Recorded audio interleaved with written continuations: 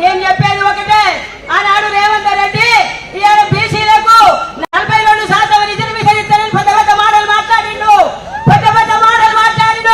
మాటలు కోటలు దాటి గడపలు అడుగులు దాటుతున్నాయి. బీసీలంతా ఒక్కటైతే కొడుకాని మేమైపోతావు, మణిమాస అయిపోతావు. తెలంగాణ రాష్ట్రంలో బీసీలు తక్కువ లేరు. ఎక్కడ చూసినా బీసీలు, యాడ చూసినా బీసీలు. బీసీ సంఘాలు ఒకటైతే ఇవాళ ఎంతో మంది బీసీలు 44% 47% ఇస్తానని ఒప్పుకున్నావు. రిజర్వేషన్ ఏమైంది? మళ్ళీ ఎలక్షన్ అని ముందుకు పోతున్నావు. ఫస్ట్ కొడుక మా రిజర్వేషన్ తెలిసినాక ఎలక్షన్ పెట్టు.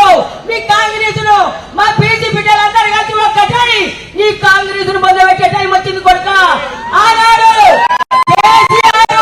తెలంగాణలో కొట్లాడితే మేము బీసీ సంఘాల కూడా కొట్లాడతాం. ఏమనుకున్నావు? మా రిజర్వేషన్ కొట్లాడతాం. బీసీలు తక్కువ 4 కోట్ల మందిలో 2 కోట్ల జనము బీసీలు ఉన్నారు తెలంగాణ రాష్ట్రంలో. ఏం చేసినావు? ఏం మీకింది నీ కాంగ్రెస్? చెప్పిన హామీలు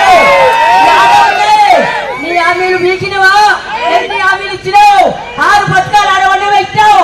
24 గంటలు కలువకుంటలోళ్ళు ఆగవి చేస్తావు. బీసీలు ఏం పట్టించుకుంటలేవు. బీసీలను ఆగం చేస్తున్నావు కొడుక. మా రిజర్వేషన్ ఫస్ట్ తెలవాలి. ఫస్ట్ నీ ఎలక్షన్ తర్వాత మా బీసీలు తలుచుకుంటే మీ కాంగ్రెస్ కొడుక తుక్కు లేపు మొక్క పెడతాం. రేవంత్ రెడ్డి ఏమనుకున్నావు? తొమ్మి పాటి పాడుగాను తెలంగాణ పట్టిన